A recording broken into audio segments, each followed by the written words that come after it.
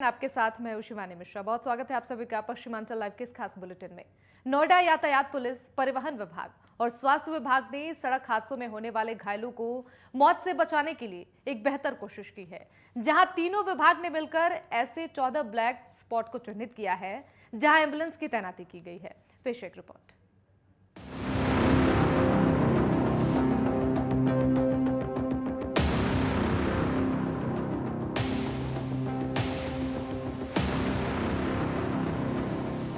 चौदह से ज़्यादा एम्बुलेंस को ऐसी जगहों पर चिन्हित करके रखा गया, इसको आप ब्लैक स्पॉट भी कह सकते हैं, कि जहां दुर्घटना की संभावना ज़्यादा होती है।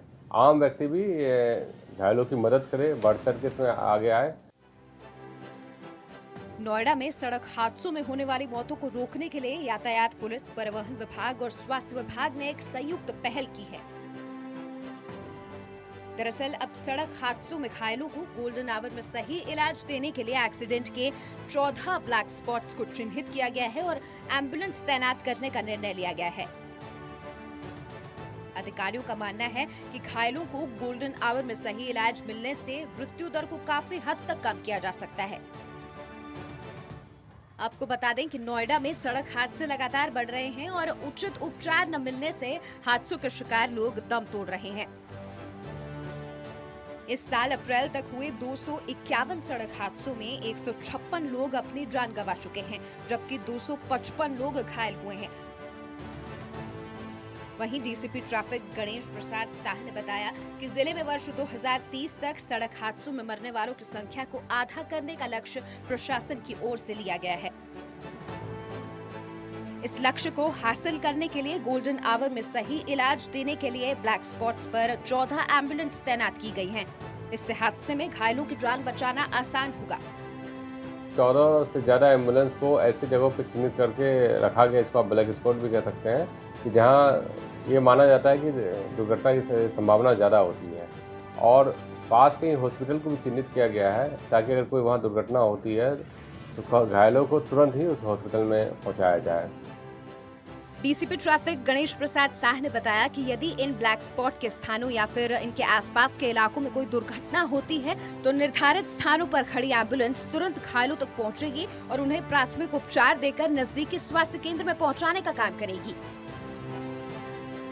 इन एम्बुलेंस को Mahamaya flyover expressway, eastern peripheral expressway, 0 point, Yamuna expressway, 0 point, Mahamaya flyover, sector 37, sector 26, Jaipuria plaza, Galgotias university आदि स्थानों पर एम्बुलेंस की तैनाती की गई है। सड़क हादसे में घायलों को जल्द प्राथमिक उपचार मिले, इसके लिए डीसीपी ट्रैफिक ने लोगों से भी घायलों की मदद करने की अपील की है। कोई भी घायल है उनको आप बिना किसी संकोच के निकटवर्ती अस्पताल में पहुंचाइए। आपको किसी तरह की भी कोई कानूनी अड़चन या विधि के अड़चनों का सामना नहीं करना पड़ेगा, ना ही कोई पुलिस आपको परेशान करेगी। बहरहाल सड़क हादसों में होने वाली मौतों को कम करने के लिए नोएडा प्रशासन की ओर से बेहतर पहल की गई है। इससे प्रदेश के अन्य जिलों, शहरों, एक्सप्रेसवे, हाईवे पर एम्बुलेंस की तैनाती कर घायल होने वाले लोगों को गोल्डन आवर में बचाने की कोशिश की जानी चाहिए। नोएडा से संवाददाता विनायक गुप्ता की रिपोर्ट। और अंतर्राष्ट्रीय क्रिकेट खिलाड़ी शिखर धवन ग्रेटर नोएडा के जेपी स्पोर्ट्स कॉम्प्लेक्स पहुंचे, जहां उन्होंने जीतो गेम्स का उद्घाटन किया और वहीं मुख्य अतिथि के रूप में अर्जुन मेघवाल केंद्रीय मंत्री के तौर पर मौजूद रहे। आपको जानकारी दे दें, 26 मई से 29 मई तक जीतो गेम्स का आयोजन होगा। इन गेम्स में पूरे देश से 700 से अधिक खिलाड़ी हिस्सा लेंगे। और वहीं जीतो गेम्स संस्था से चेयरमैन ने बताया कि हमारी संस्था फिटनेस और स्पोर्ट्स पर ज्यादा जोर देती है। वहीं इन गेम्स में विजेताओं को 2 लाख रुपए की आर्थिक मदद दी जाएगी।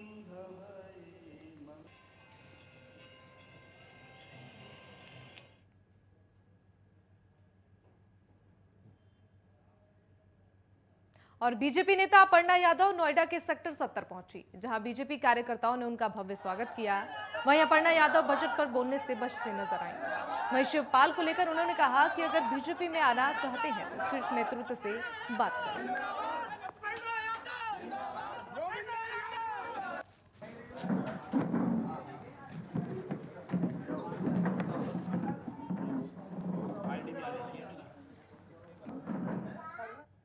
और वहीं मुजफ्फरनगर में पुलिस ने एक चोर गिरोह का भंडाफोड़ किया है।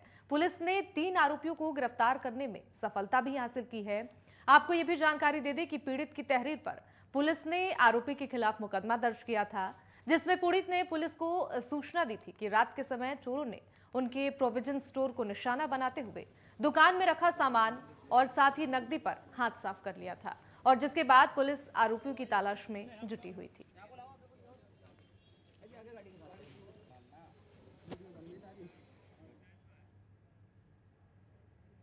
और वहीं गाजियाबाद में पुलिस ने अवैध हथियार बनाने की फैक्ट्री का भंडाफोड़ किया है। पुलिस को ऑपरेशन पाताल के दौरान बड़ी कामयाबी मिली है। एसपी डॉक्टर ईरज राजा के कुशल नेतृत्व में पुलिस ने ये बड़ी कार्रवाई की है, जिसमें थाना लोनी बॉर्डर पुलिस ने आरोपियों से भारी मात्रा में अवैध हथियार बरामद किए हैं। लोनी के अल्टीमेट नेतृत्व में पूरी सफलता प्राप्त हुई है। इसमें 3 अभियुक्त गिरफ्तार किए गए हैं और इनके पास से भारी संख्या में असला बरामद हुआ है। इसमें 45 वेपन मिले हैं, 45 तमंचे, जिसमें विभिन्न प्रकार के हैं, 315, 12 बोर, पौनिया, कई तरह के विभिन्न प्रकार के तमंचे। तो 45 असलहा इसमें बरामद हुए हैं, बने अधबने सभी प्रकार के। और ये बहुत ही अच्छी कार्रवाई की गई है सर्किल लोनी के सभी थाना अध्यक्षों के द्वारा, और बहुत ही अच्छी रिकवरी है। और इसमें अभी हम लोग और प्रयास कर रहे हैं, इसमें और भी लोग जो भी इस गैंग में शामिल हैं उनको भी हम लोग ट्रेस कर रहे हैं। इसके अलावा और भी हमारा प्रयास है कि ऑपरेशन पाताल, जो कि शासन के द्वारा चलाया जा रहा है, तो शासन की मंशा के अनुरूप ये कार्रवाई की गई है। कल भी गाजियाबाद में ऑपरेशन पाताल के अंतर्गत ही बहुत बड़ी रिकवरी हुई, जिसमें 73 असला बरामद हुए थे। उसी के क्रम में आज लोनी सर्किल के द्वारा ये कार्रवाई की गई। बहुत ही अच्छी कार्रवाई ये है, और इसमें सभी जो पूरी टीम है उसके लिए पुरस्कार की संस्तुति भी मेरे द्वारा की जाएगी। और आगरा के थाना खेरागढ़ क्षेत्र के कस्बा बाजार में खनन माफियाओं का हौसला बुलंद नजर आया, जहां अतिक्रमण उठवा रही खेरागढ़ एसडीएम पर ट्रैक्टर चढ़ाने की कोशिश की गई। वहीं ट्रैक्टर चालक का एक साथी पुलिस के हत्थे चढ़ गया है। आपको यह भी बता दें कि पूर्व में ट्रैक्टर चढ़ाने से सिपाही की हत्या हुई थी।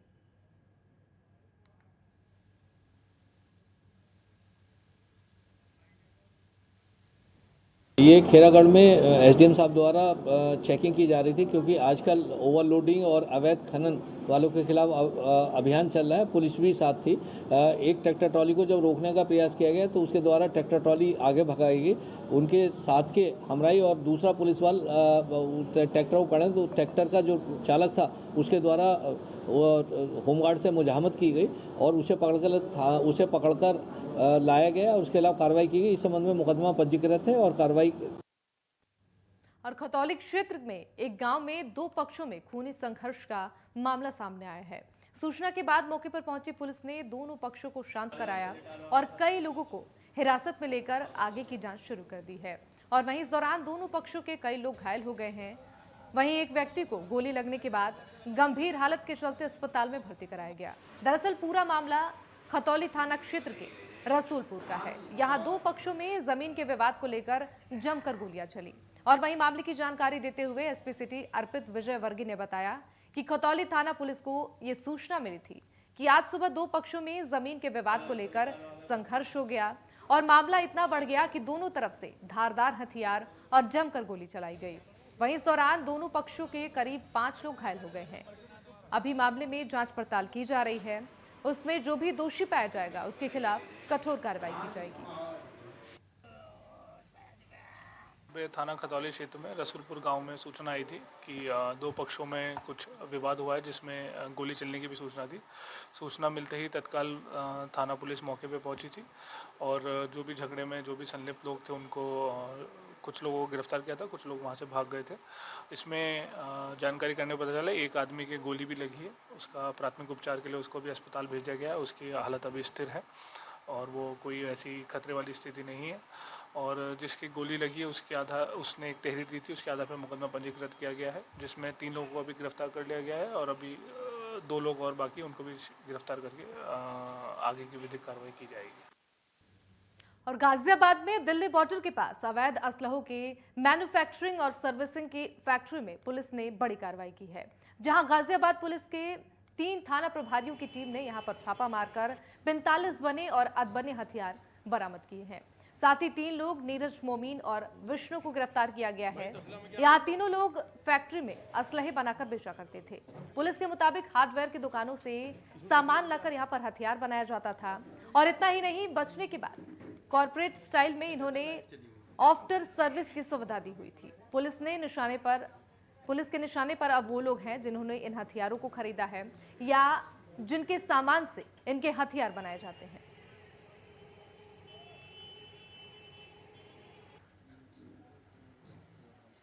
लोनी के अल्टीमेट नेतृत्व में ये पूरी सफलता प्राप्त हुई है। इसमें 3 अभियुक्त गिरफ्तार किए गए हैं और इनके पास से भारी संख्या में असला बरामद हुआ है। इसमें 45 वेपन मिले हैं, 45 तमंचे, जिसमें विभिन्न प्रकार के हैं, 315, 12 बोर, पौनिया, कई तरह के विभिन्न प्रकार के तमंचे। तो 45 असलहा इसमें बरामद हुए हैं, बने अधबने सभी प्रकार के। और ये बहुत ही अच्छी कार्रवाई की गई है सर्किल लोनी के सभी थाना अध्यक्षों के द्वारा और बहुत ही अच्छी रिकवरी है। और इसमें अभी हम लोग और प्रयास कर रहे हैं, इसमें और भी लोग जो भी इस गैंग में शामिल हैं उनको भी हम लोग ट्रेस कर रहे हैं। इसके अलावा और भी हमारा प्रयास है कि ऑपरेशन पाताल, जो कि शासन के द्वारा चलाया जा रहा है, तो शासन की मंशा के अनुरूप ये कार्रवाई की गई है। कल भी गाजियाबाद में ऑपरेशन पाताल के अंतर्गत ही बहुत बड़ी रिकवरी हुई, जिसमें 73 असला बरामद हुए थे। उसी के क्रम में आज लोनी सर्किल के द्वारा ये कार्रवाई की गई। बहुत ही अच्छी कार्रवाई ये है और इसमें सभी जो पूरी टीम है उसके लिए पुरस्कार की संस्तुति भी मेरे द्वारा की जाएगी। और ग्रेटर नोएडा के यमुना एक्सप्रेसवे में बढ़ते हादसों को लेकर नोएडा प्राधिकरण के सीईओ अरुणवीर सिंह ने यमुना एक्सप्रेसवे का अपने कर्मचारियों के साथ दौरा किया है और वहीं बढ़ते हादसों पर लगाम कसने के लिए अधिकारियों को सख्त दिशा निर्देश दिए। 40 स्पीड कैमरा, 20 सीसीटीवी कैमरे और सुरक्षा की दृष्टि से चेक किए गए हैं।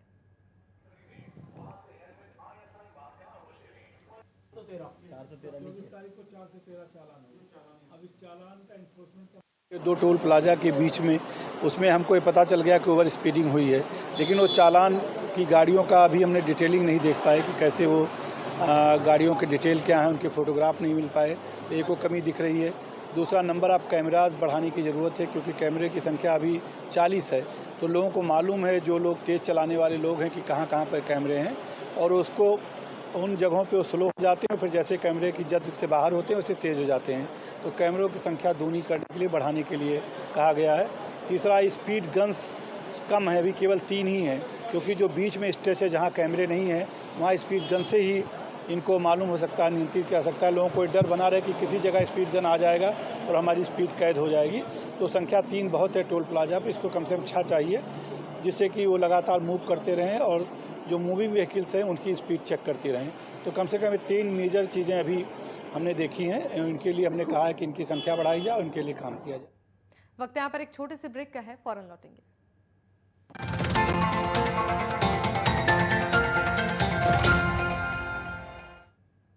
ब्रेक के बाद स्वागत है आप सभी का। खबरों में आगे बढ़ेंगे। आगरा के थाना इत्तेमादौला के घड़ी चांदनी क्षेत्र में डबल मर्डर से सनसनी फैल गई। दिन दहाड़े 2 लोगों को मौत के घाट उतार दिया गया और घटना की जानकारी मिलते ही पुलिस फोर्स की टीम मौके पर पहुंची।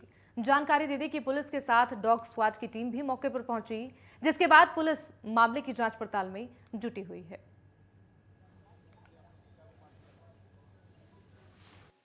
ये थाना एतमादौला का सुशील नगर है, जहाँ पर हम लोग खड़े हैं। यहाँ पर एक शादीशुदा युवती जिसका लगभग शादी को 7 वर्ष हो गए थे और उसका तथाकथित प्रेमी, उन दोनों की हत्या युवती के ससुराल वालों ने की है। उसके देवर, पति और जो उसका ससुर है, उनके द्वारा उन्हें हिरासत में लिया गया है इस केस में, और उनके द्वारा जो आला कत्ल है उसे भी बरामद किया गया है। जो डंडे वगैरह जिससे उन्होंने सिर पे मारे थे वो भी बरामद किया गया है। और जैसा कि बताया गया है, ये जो मृतक है ये इसकी युवती का निकट का रिश्तेदार था और इसके उनसे कुछ प्रेम संबंध थे। और वहीं सहारनपुर में देवबंद पुलिस को बड़ी सफलता हाथ लगी है। दरअसल लूट की घटना करने वाले 3 बदमाशों को मुठभेड़ के बाद गिरफ्तार किया गया है और वहीं बदमाशों के पास से 47,500 रुपए, 2 मोटरसाइकिल, 1 मोबाइल फोन और अवैध असलहा, कारतूस भी पुलिस ने बरामद किए हैं। वहीं एसपी सहारनपुर आकाश तोमर ने चेकिंग अभियान के दौरान थाना देवबंद पुलिस के द्वारा ग्राम कासिमपुर फाटक पर मुठभेड़ के दौरान 3 बदमाशों को गिरफ्तार करने में सफलता हासिल की है। थाना देवबंद पुलिस द्वारा एक लूट करने वाले गैंग को गिरफ्तार किया गया है पुलिस मुठभेड़ में, जिसमें इसके 3 सदस्य हैं। इनके पास से कुल 47,000 रुपये, कई ATM कार्ड और बाइक बरामद हुई है। इन्होंने नागल और देवबंद में 3-4 घटनाएं करी थी, जिसमें ये ATM पर जाने वाले व्यक्तियों को टारगेट करते थे और उनका अपहृत करके उनसे पैसे निकलवा लिया करते थे डेबिट कार्ड के माध्यम से, UPI ऐप के माध्यम से। और वहीं सहारनपुर के पिलखनी स्थित राजकीय मेडिकल कॉलेज में सड़क सुरक्षा मनाया गया, जिसमें कार्यक्रम की शुरुआत विधिवत रूप से कॉलेज के प्राचार्य डॉक्टर अरविंद त्रिवेदी ने सरस्वती मां के चित्र के प्रमुख दीप प्रज्वलित कर की, जिसमें डॉक्टर्स ने MBBS के छात्र छात्राओं को यातायात के नियमों और डॉक्टर्स के कर्तव्यों के बारे में जानकारी दी। वहीं उन्होंने ये भी कहा कि शराब पीकर गाड़ी नहीं चलानी चाहिए, न ही वाहन चलाते समय फोन पर बात करनी चाहिए, नियमित रूप से यातायात के नियमों का पालन करना चाहिए।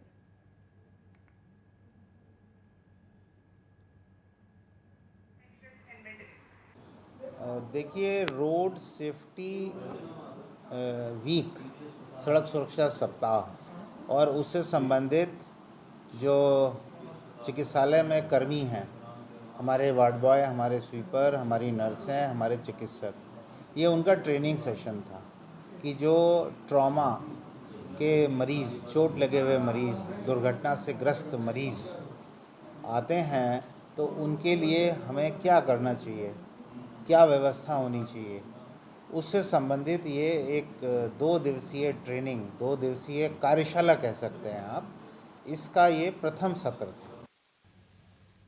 और फिरोजाबाद के थाना टुंडला में तेज रफ्तार का कहर देखने को मिला, जहां डिवाइडर और बाइक की भिड़ंत हो गई। वहीं हादसे में एक युवक की दर्दनाक मौत हो गई और एक युवक घायल हो गया। गाड़ी की गति तेज होने से भीषण सड़क हादसा हुआ है। फिलहाल घटना की जानकारी पुलिस को दे दी गई है, जिसके बाद पुलिस ने घटनास्थल पर पहुंचकर घायल को जिला अस्पताल में भर्ती कराया और शव को पोस्टमार्टम के लिए भेजकर आगे की कार्रवाई में जुटी है।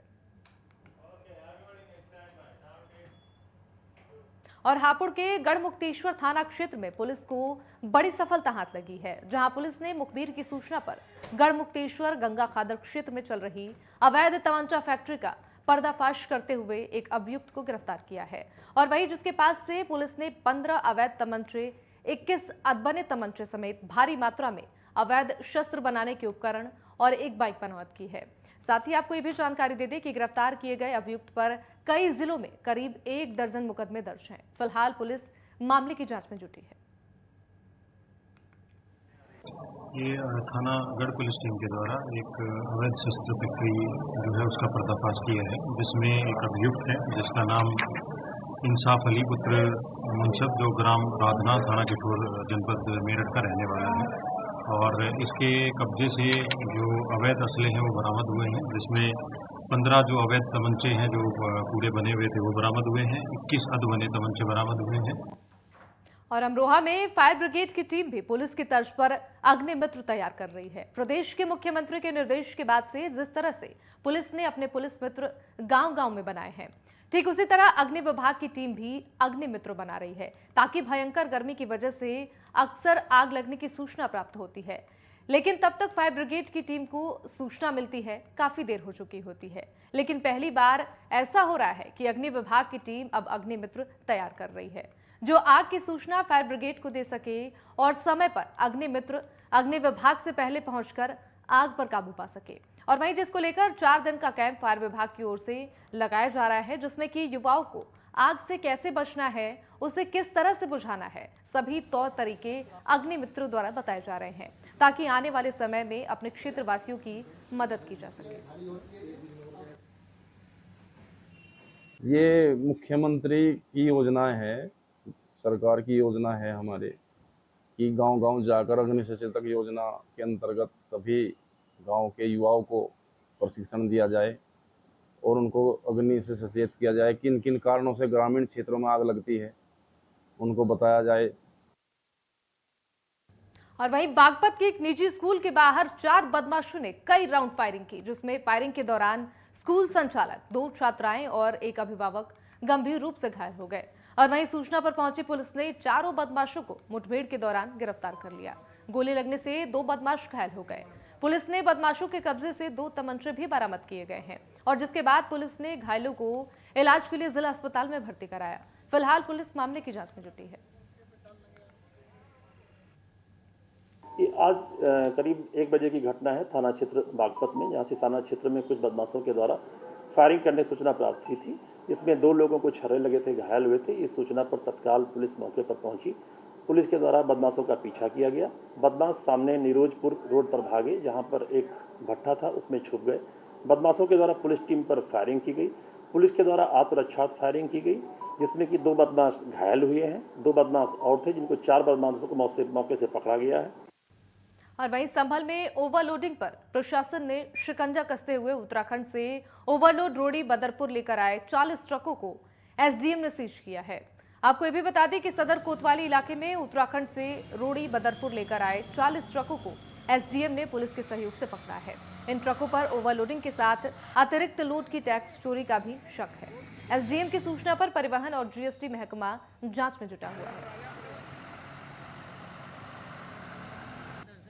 लगातार शिकायतें प्राप्त हो रही थी कि उत्तरांचल से आने वाली गाड़ियां जो हैं उत्तराखंड से ये ओवरलोड लेके आती हैं और ये पूरे रास्ते को डैमेज कर रहे हैं। कहीं भी जाम लगता है इनके कारण। तो जैसा कि आप जानते हैं, इस समय सड़क सुरक्षा सप्ताह लगातार जारी है। तो अवैध अतिक्रमण, अवैध वाहन जो चल रहे हैं उनके खिलाफ कार्रवाई के क्रम में आज सुबह छापामारी की गई है। करीब 40 व्हीकल ओवरलोडेड पाए गए हैं, जिनको हम लोग एक जगह व्यवस्थित करा रहे हैं। फिर सेल टैक्स के लोग और खनन के लोग ये सब लोग आके अपना अपना परीक्षण करेंगे, ट्रांसपोर्ट के लोग, और जो विधिक कार्रवाई जिनके खिलाफ होने योग्य होगी उसकी कार्रवाई कराई जाएगी। और वहीं फिरोजाबाद में थाना दक्षिण के इंडस्ट्रियल एरिया में एक गोदाम में भीषण आग लग गई और वहीं आग लगने की सूचना पर दमकल की गाड़ियां मौके पर पहुंची और आग बुझाने में जुटी। बता दें कि इस घटना की सूचना पर पुलिस के बड़े अधिकारी भी मौके पर पहुंचे।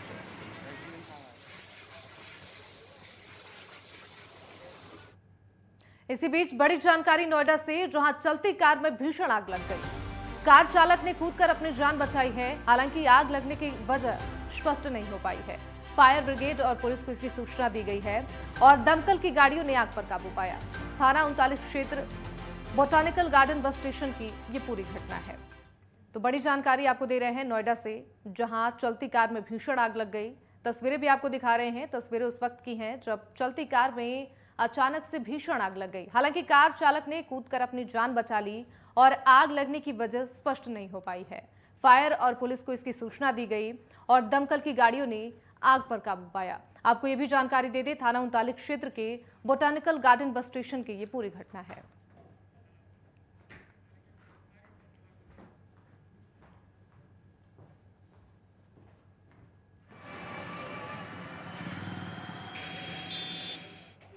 चलिए, इन्हीं खबरों के साथ इस बुलेटिन में बस इतना ही। आप देखते रहिए नेटवर्क 10। जय हिंद।